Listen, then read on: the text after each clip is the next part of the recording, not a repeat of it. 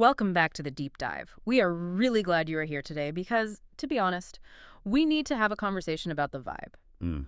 You know the vibe I'm talking about. You open your phone, you check the news, you scroll through social media, and what do you see? Disaster, crisis, outrage. Exactly. It feels like the world is fundamentally broken. Democracy is crumbling, the planet is on fire, inequality is skyrocketing, and we are all just shouting at each other in a burning room. It feels like the end times. It does. It really does. The prevailing mood of our era, particularly over the last decade, has been one of grim inevitability. Yeah. There's this heavy, suffocating sense that the best days are behind us, and we're just, managing the decline. And then, walking into this room full of doom and gloom, comes Steven Pinker. He's carrying a 500-page doorstop of a book called Enlightenment Now, and he essentially drops it on the table and says, actually, you are all completely wrong. This is the best time to be alive in human history, and it is not even close. Which is, to put it mildly, a provocative statement. A little bit. It feels almost insulting to people's lived experiences of anxiety. But Pinker isn't doing this to be a contrarian troll. He's a cognitive scientist, a linguist, and a public intellectual who deals in data. And this book is his rigorous, carpet-bombing defense of reality. That is our mission today. We are going to deconstruct Enlightenment Now. And I want to be clear right off the bat, this is not a don't worry, be happy self-help session. Yeah. We aren't going to tell you to just manifest positivity. Far from it. This is a forensic analysis of human progress. Pinker's goal is to defend four specific ideals: reason, science, humanism, and progress. Right. He argues that these ideals, which sparked the Enlightenment in the 18th century, have actually worked. They haven't just worked a little bit. They've transformed the human condition. But before we get to the charts, and there's 75 of them in this book, so we have a lot of bean counting to do, I want to start where Pinker starts, because he opens the book with a story that really sets the stakes. This isn't just about economics or politics. It's existential. It is. This anecdote comes from the preface. Pinker recounts a moment after a lecture he gave on the mind and the brain.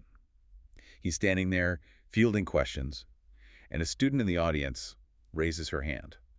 And she asks a question that just sucks the air out of the room. She asks, "Why should I live?" Wow.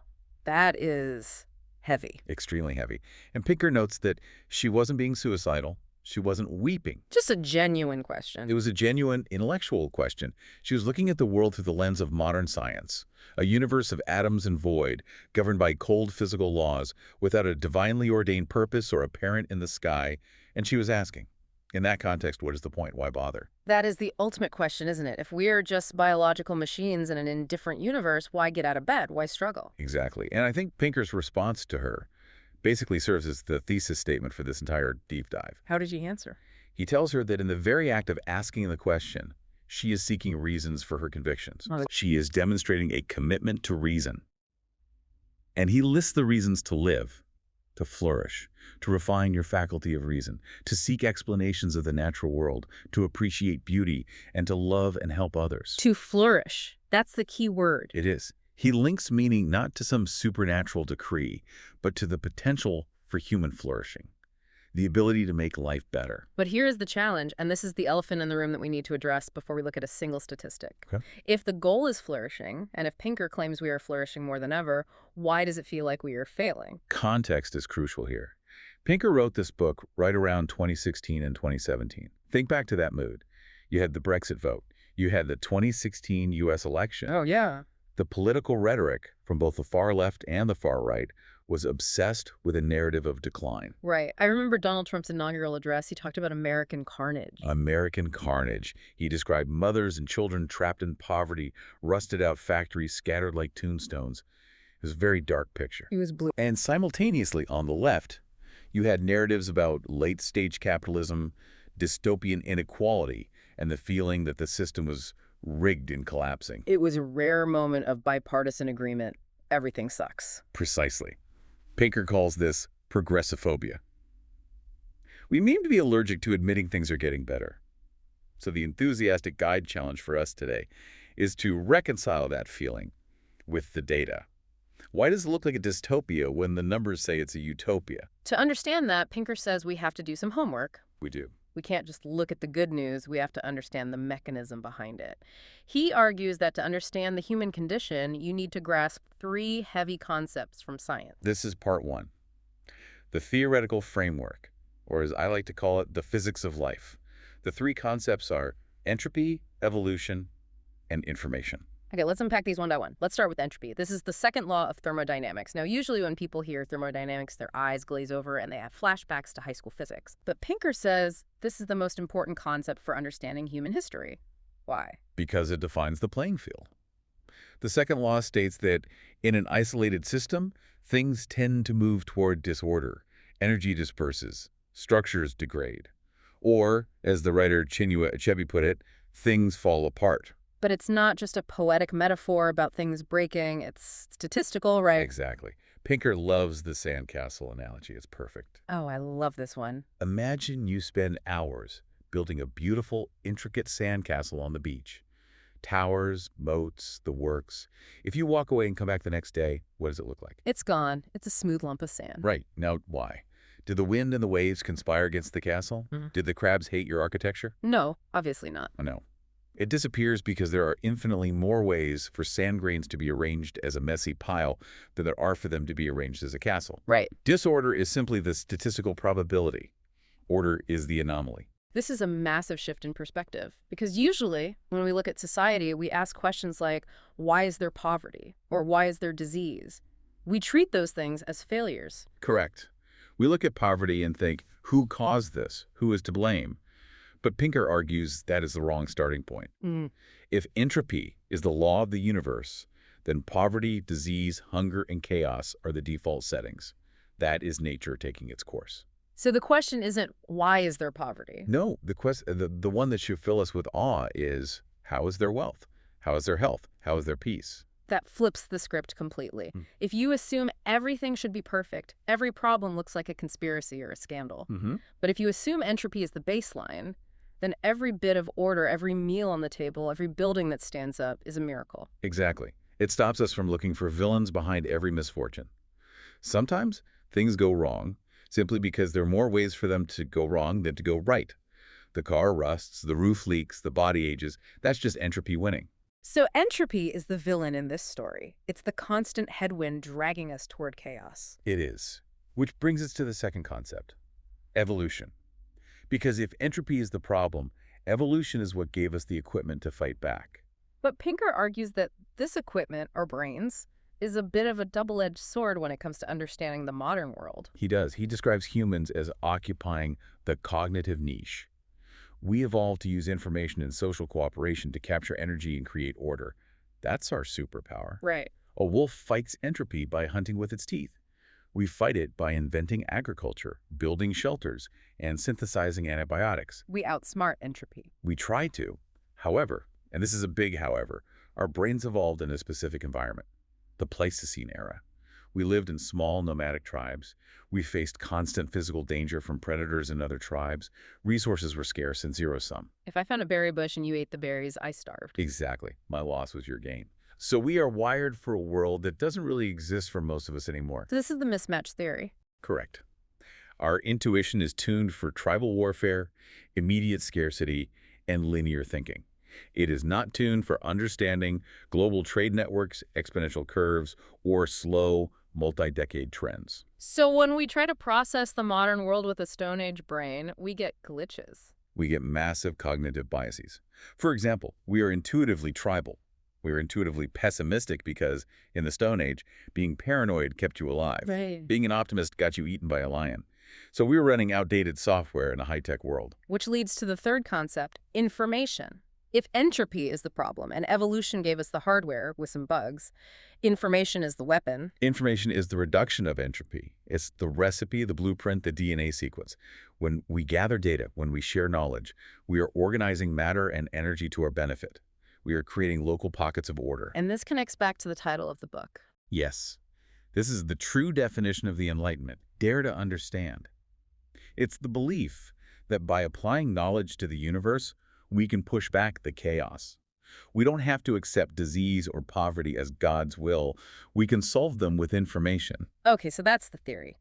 The universe wants to fall apart, entropy, We are evolved to survive in a dangerous tribe, evolution, but we can use knowledge information to build civilization. Now let's test this. Let's do it. Pinker claims this Enlightenment project has actually worked. And this brings us to part two, the data dump. This is where the rubber meets the road, or as the critics like to say, where the bean counting begins. I love that term, bean counting. Critics use it to dismiss stats, saying they are cold and impersonal. They say, you can't measure the human spirit with a graph. But Pinker actually defends bean counting, doesn't he? Passionately, he argues that bean counting is a moral imperative. Think about it. If you don't count the beans, you don't know who is starving. You don't know which medicine is working. You don't know if your policy is killing people or saving them. So counting is caring. Exactly. Quantifying human life is the only way to treat every life as equal. If you rely on anecdotes, you only care about the people you see, the cute kid on the news. If you look at the data, you care about the millions you don't see. So let's count some beans. We are going to look at four main themes of progress: life, wealth, safety, and the environment. Let's start with the big one, life and health. The headline here is the expansion of life itself. For the vast majority of human existence, from the time we were hunter-gatherers right up until the late 19th century, the average life expectancy at birth was around 30 years. 30, that is hard to even process. It is. It was a world of death. Today, globally, life expectancy is over 70. In the most developed countries, it's over 80. Wow. We have effectively gifted ourselves an entire second lifetime compared to our ancestors. Now, I have to play the skeptic here because every time I mention this stat at a dinner party, someone pushes up their glasses and says, well, actually, that average is skewed because everyone died as babies back then. If you survive childhood, you live to be 70. That is the most common rebuttal. And while it has a grain of mathematical truth, it misses the horrific reality. Right. The zeros dragging down that average were real human children dying. Pinker points out that infant mortality has collapsed, and we shouldn't brush that off as a statistical quirk. Give us the numbers. In the mid-18th century, in Sweden, which has the best historical records and was a relatively wealthy country, 1 in 3 children died before their 5th birthday. 1 in 3. Think about that. Every family you know would have lost a child. Most families lost multiple. It was a universal trauma. Unimaginable. Today, in the developed world, child mortality is a rare tragedy. It's less than 1%. That isn't just a number on a chart. That represents millions upon millions of mothers and fathers who did not have to bury their children. That is the definition of progress. And it's not just babies. We have engineered the great escape from infectious disease. We have. Smallpox is gone. Rinderpest is gone. Polio is on the verge of extinction. We have turned deadly plagues that used to wipe out civilizations into history lessons. Pinker has a graph on maternal mortality that is just a cliff. It's high, high, high. For thousands of years, women dying in childbirth was just a fact of life. And then science happens, sanitation happens, and it drops to near zero in the West. But we have to give credit to the unsexy heroes here. Yeah. Yes, doctors and vaccines are great, but the real lifesavers were the civil engineers, chlorination of water, sewage systems, the separation of waste from drinking water. Pinker makes a big point that the infrastructure civilization, the boring stuff under the streets, is the greatest humanitarian achievement in history. So we are staying alive. But what about the quality of that life? This brings us to theme 2, sustenance and wealth. This is the calories curve. For almost all of history, the primary struggle of human existence was getting enough energy to not die. Hunger was a constant companion. Famine was a regular expected event, like winter. And today? Today, in the developed world, and increasingly in the developing world, the crisis is obesity. Which, to be clear, is a serious health problem. Pinker isn't saying obesity is wonderful. No, but he argues it's a good problem to have compared to the alternative. Right. It is a problem of abundance. Yeah. We have solved the calorie problem so effectively that our ancient brains, remember the mismatch, are still programmed to hoard sugar and fat because they think a famine is coming. But the famine never comes. And where did this abundance come from? How do we get so rich? Efficiency. Yeah. Pinker goes back to Adam Smith's famous pin factory example from The Wealth of Nations. Refresh our memory on the pin factory. So imagine a single person trying to make a pin by hand. You have to mine the metal, draw the wire, cut it, straighten it, grind the point, make the head, attach it. A lot of steps. A lot. Smith calculated that one person working alone might make 1 pin a day. Maybe 10 if they were really fast. Okay.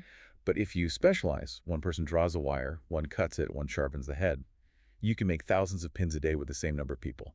That is the Ah. magic of specialization in trade. Mm. That explosion in productivity is what allows us to have cheap clothes, cheap food, and iPhones. And the stats on poverty are truly mind-blowing. This is the one that I think people have the hardest time believing. In 1820, about 90% of the world's population lived in extreme poverty. We need to define extreme poverty here because in the West, we lose track of what that actually means. We think it means having an old car or a small apartment. No, no, not at all.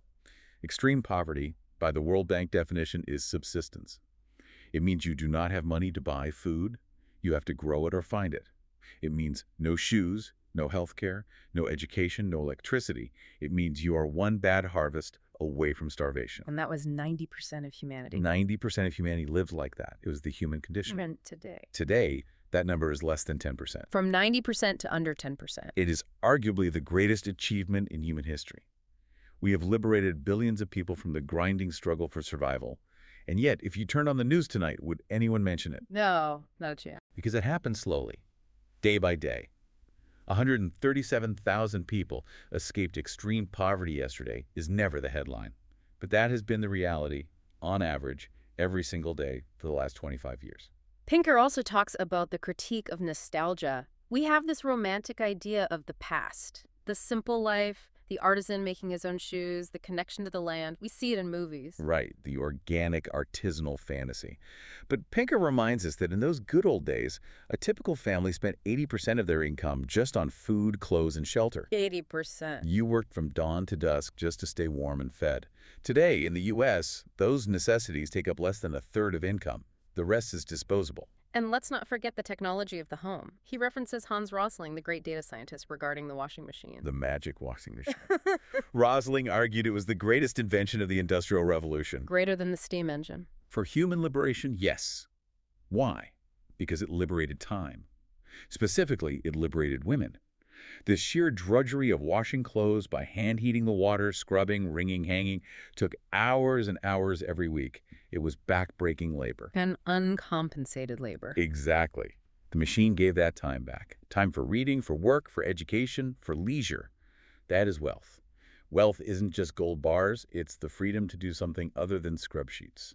Let's move to theme 3, safety, peace, and democracy. This is where people get really skeptical, because it feels violent out there. We see wars on our screens constantly. It does feel violent, but this is where the mismatch of our brains really hurts us. We see a war on TikTok, so we feel like the world is at war, but the data shows we are living in the long peace. What does that term mean exactly? It refers to the fact that since World War II, there have been 0 wars between great powers. No U.S. versus Russia. No China versus Europe. That is historically unprecedented. For centuries, great powers fought each other constantly. Now they trade. But we still have conflicts.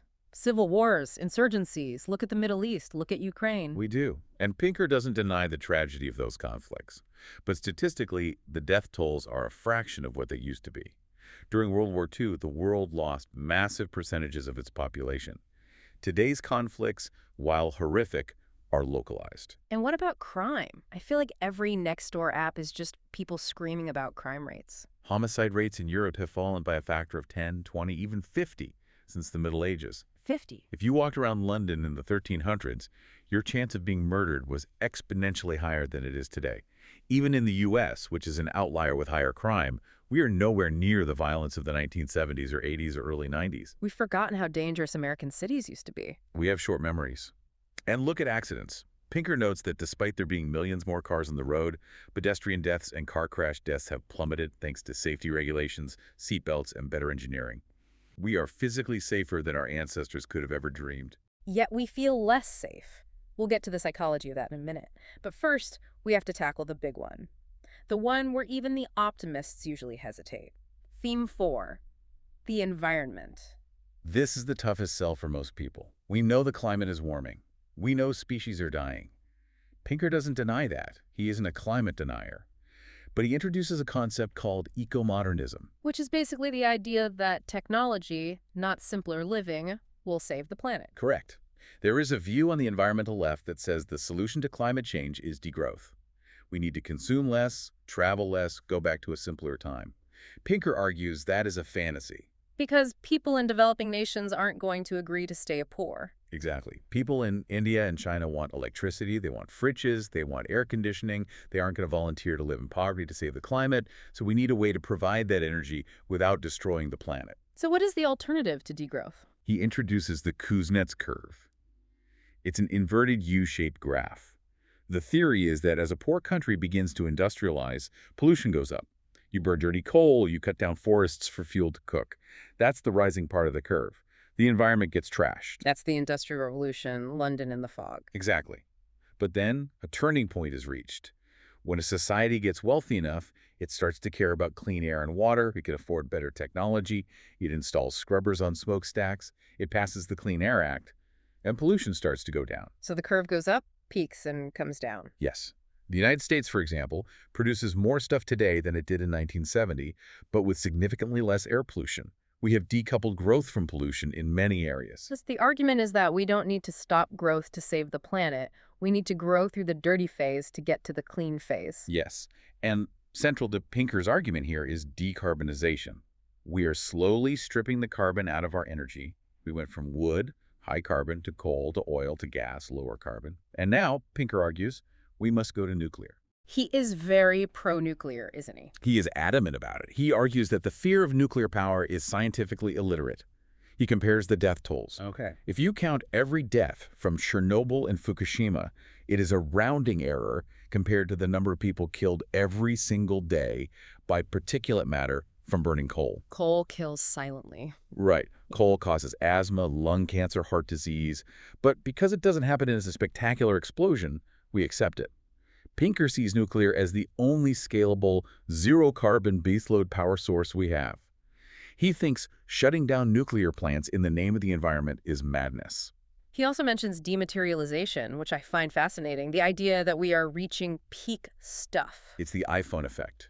Think about what a smartphone replaced. If you want to do everything an iPhone does in 1980, what did you need? A trunk full of gear, a camera, a video camera, a radio, a flashlight, a map, a set of encyclopedias, a calendar, a stereo system, a voice recorder. All physical objects, Right. all requiring plastic, metal, glass, shipping, packaging, manufacturing. And now all those physical objects have been dematerialized into code. Yeah. We are using less physical matter to produce more economic value. We're getting richer while using less stuff. That is a massive environmental win that people rarely discuss. Okay, so let's pause and look at the scoreboard. Life expectancy, up.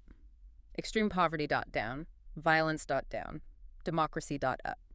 We are using less stuff, and we have the technology to fix the ozone layer, which we did, by the way. We did. So here's the million-dollar question. If the data is so good, why does everyone feel like we're living in a burning dumpster? This brings us to part 3, the psychology of pessimism. Pinker calls it progressive phobia. This is where the cognitive science comes in. Why are we so bad at seeing the good? The biggest culprit is a glitch in our brain called the availability heuristic. Break that down for us. It is the idea that we judge how likely something is by how easily we can imagine it, how available it is to our memory. Okay, give us an example. Pinker uses a classic example involving the letter K.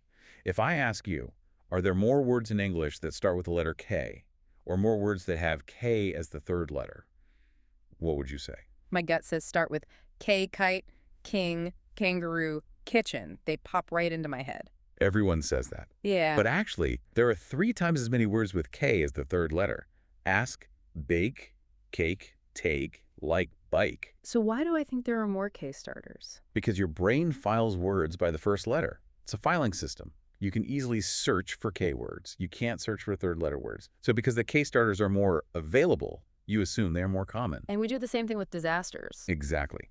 A terrorist attack is vivid, it's scary, it's on every screen, it's highly available to your mind. So you think it's common, you think the world is full of terrorists. But a child not dying of pneumonia is not vivid. It's a non-event, it's invisible, it's not available to your memory. So we systematically overestimate danger and underestimate progress. He has a great quote about the news media in this section. News is about things that happen. Progress is about things that don't happen. Imagine a newspaper that reported on peace. Headline: No war broke out in France yesterday. Headline: 50 million people went to work and didn't get shot. Headline: A bridge in London did not collapse. It would be the most boring newspaper in the world. Exactly. We wouldn't buy it. The news media focuses on the anomalies, the crashes, the wars, the scandals. That is their business model. But because we consume so much news, our perception of reality gets warped. And Pinker actually has data on the tone of the news, right? Yes, he cites studies showing that the tone of news broadcasts in newspapers like the New York Times has become steadily more negative since 1945. Wait, since 1945, that covers the greatest period of economic expansion and peace in human history. Exactly. The lines crossed. Reality went up. We got safer and richer. Perception went down. The news got gloomier, which creates a complete disconnect. If you watch the news, you think you are in a war zone. If you look at the data, you are safer than your grandparents were. There's also the cool factor of pessimism. Optimists are seen as, well, kind of dopey. Like the Lego movie, everything is awesome. There's a deep intellectual bias here. Pessimism sounds smart. It sounds serious. Yeah. If you stand up at a conference and say, the financial collapse is coming or civilization is doomed, you sound like an expert. You sound profound. But if you say, actually, markets are resilient and we'll probably figure it out, you sound naive. You feel like a corporate shill. Yeah. Pinker traces this back to philosophers like Schopenhauer and Nietzsche. There is a romantic attraction to struggle, to the blood and soil, and a disdain for the boring peace of liberal commerce. We think tragedy is deep and happiness is shallow. It's the crisis market. Yeah. Experts get famous by predicting the end of the world. Right.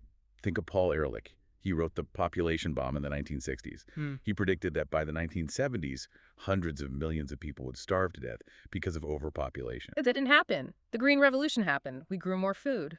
Exactly. He was completely wrong. Uh-huh. But is he disgraced? No, he's still a famous intellectual. Being a pessimist means you never have to say you're sorry. Pinker cites Philip Tatlock's research on this, right? The super forecasters? Yes. Tellock found that the people who are most famous for their predictions on TV, the loud pundits, are often no better than dart-throwing chimps at predicting the future. Ouch. The people who actually get predictions right are the quiet, boring ones who look at data, adjust their probabilities, and acknowledge uncertainty. But those people don't get invited on cable news because they don't scream crisis. So we have a brain wired for danger, a media industry that sells fear, and an intellectual culture that fetishizes doom. No wonder we're stressed. But Pinker isn't a total Pollyanna. He does acknowledge that there are real threats, right? Yeah. He's not saying nothing can kill us. Correct. Part 4 addresses existential threats. Yeah. He takes them seriously, but he categorizes them differently than Hollywood does. He wants to distinguish between fantasy threats and real threats. Let's start with the fantasy threat that everyone is talking about right now. Artificial intelligence. The robopocalypse. Pinker is very skeptical of the AI kills everyone narrative. He thinks the fear of AI taking over the world is based on a confusion between intelligence and dominance. Explain the difference. We assume that if a computer gets super smart, it will naturally want to conquer us, because that's what we would do. Right. We are primates. We want to be the alpha. Exactly. That's the will to power. That is a biological instinct evolved for mating and status. But intelligence is just the ability to solve problems. Yeah. It is a Yeah. process. A calculator is smarter than you at arithmetic, but it doesn't want to be the alpha calculator. It doesn't have a drive to dominate. It just does math. What about the paperclip maximizer, though? The famous thought experiment where we tell an AI to make paperclips, and it gets so efficient it turns the whole solar system into paperclips, including us, just to fulfill the goal. Pinker dismisses this as artificial stupidity. He argues that engineering doesn't work like magic. We don't build bridges that fall down. We just call that engineering. We call that bad engineering. We build fail-safes. We test things. The idea that we would turn on a super AI without testing the off switch or giving it basic constraints is a sci-fi trope, not a likely engineering reality. He has a funny counterexample, the shmoo. The shmoo. It's an old cartoon character from Lil Abner that just wanted to make people happy. Pinker suggests AI might just be helpful. It's not a demon. It's a really advanced spreadsheet. It's a tool. Okay, so he's not losing sleep over Skynet. What about nuclear war? That feels like a real threat. He admits the risk is non-zero. As long as the weapons exist, there's a chance. But he points to the nuclear taboo. We haven't used them since 1945. That is remarkable. It is. There were so many times during the Cold War where it could have happened. But it didn't. Pinker argues that the taboo against using them has become psychologically deeply slightly. Also, nations have reduced their arsenals significantly since the Cold War.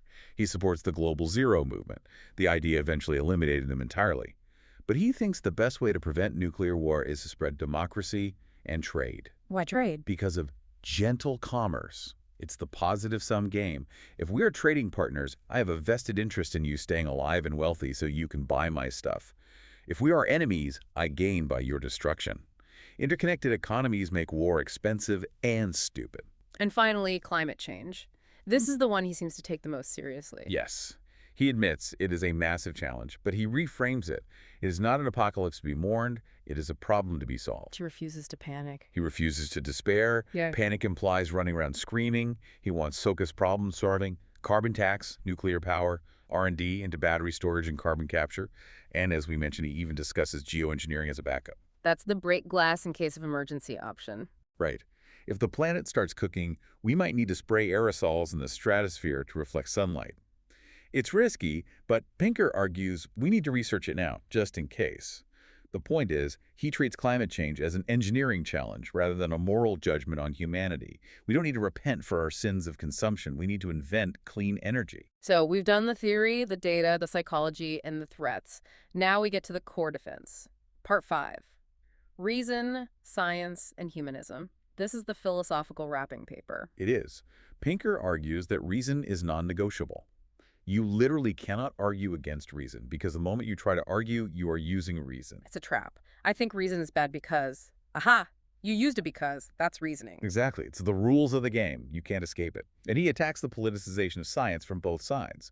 We know the right often denies climate change or evolution. But Pinker points out the left has its own anti-science blind spots, fear of GMOs, fear of nuclear power, the blank slate theory that genetics don't matter. He calls for active open-mindedness, detaching your beliefs from your identity, which is really hard. It's incredibly hard. It means being willing to change your mind when the data changes. But it's necessary. And it leads to humanism. This is the moral framework. If we use reason, we realize that we are sentient beings who want to avoid suffering and be happy. And if I realize that about myself, Reason forces you to realize that other people are exactly the same. You are not special. Your suffering matters, but so does theirs. this is the expanding circle concept again. Yes, borrowed from Peter Singer. Sympathy starts with the family, then the tribe. But reason forces us to expand it to the nation, then to all of humanity, and eventually to all sentient beings. Pinker argues this isn't just being nice, it's the logical conclusion of understanding what we are. So let's land this plane. We've covered a massive amount of ground. We've talked about entropy, washing machines, nuclear power, and the news. What is the takeaway? How should the listener walk away from this deep dive feeling? I think the primary emotion Pinker wants to evoke is gratitude. Gratitude. Yes. Think about the lottery of birth. If you were born in any other time period, your chances of dying in infancy, dying in childbirth, starving to death, being enslaved, or dying in a war were exponentially higher. We are incredibly lucky to be here now with anesthesia, antibiotics, the internet, and human rights. But gratitude can sound like complacency. It can sound like, hey, you have a fridge, stop complaining about injustice. That's the danger. But Pinker argues for agency. Optimism isn't sitting back and saying, the arc of history bends toward justice, so I'll just watch Netflix. It's the belief that problems are soluble. Soluble, that's a good word. If we apply knowledge and reason, we can fix things. We fix smallpox. We fix the hole in the ozone layer. We can fix climate change. It's the difference between the world is fine and the world is capable of getting better. Exactly. It shifts the mindset from who is to blame, which is tribalism, to how do we fix this, which is enlightenment. How do we fix this? That's the constructive mindset. And here is a final provocative thought to leave you with. We talked about entropy as the problem, and evolution and information as the tools. But what is the motivation? Why bother fighting entropy? Why build the sandcastle if the ocean is just going to take it? Because life is better than death. Right. Pinker suggests that humanism is the fourth law we need. The universe doesn't care if we survive. Entropy doesn't care. We have to care. We are the only part of the universe that cares, and that gives us a responsibility. We are the custodians of meaning in a meaningless universe. So here is my challenge to you, the listener. Identify one area where you feel paralyzed by doom. Climate, politics, the economy, and go look for the data, not the headlines, the data. Look at the trend lines over 50 years, not 50 minutes. You might find that the world is more robust than you think. Dare to understand. Dare to understand. Thanks for listening to this deep dive into Enlightenment Now. We'll see you next time.